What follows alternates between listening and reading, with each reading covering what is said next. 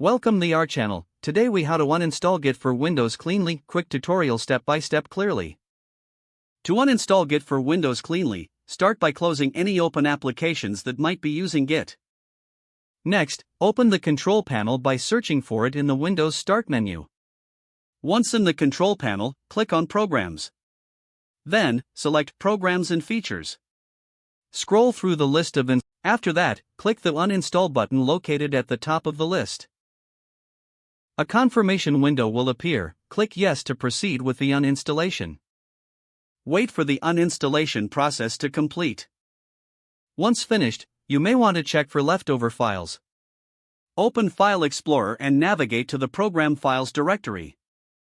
Look for a folder named Git and delete it if it exists. Next, navigate to the App Data folder. You can find it by typing %appdata% in the File Explorer address bar. In the App Data directory, check both the local and roaming folders for any Git-related files or folders and delete them. Finally, empty your recycle bin to ensure all files are permanently removed. That's it. You have now uninstalled Git for Windows cleanly. If the page does not load, refresh the browser or try again in a private or incognito window.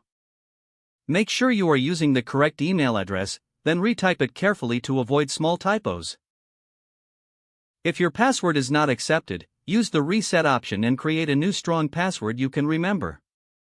Check your spam folder for verification or security emails, then complete any requested confirmation steps.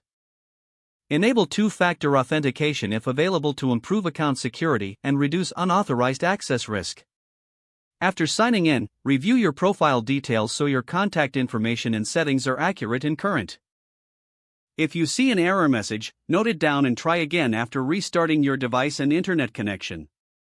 Log out when you finish, especially on shared devices, to keep your account and payment information secure.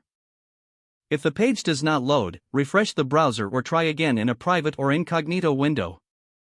Make sure you are using the correct email address, then retype it carefully to avoid small typos. If your password is not accepted, use the reset option and create a new strong password you can remember.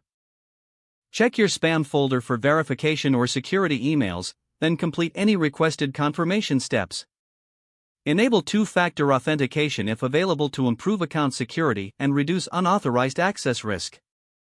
Don't forget to like this video and subscribe to our channel for more step-by-step tech guides.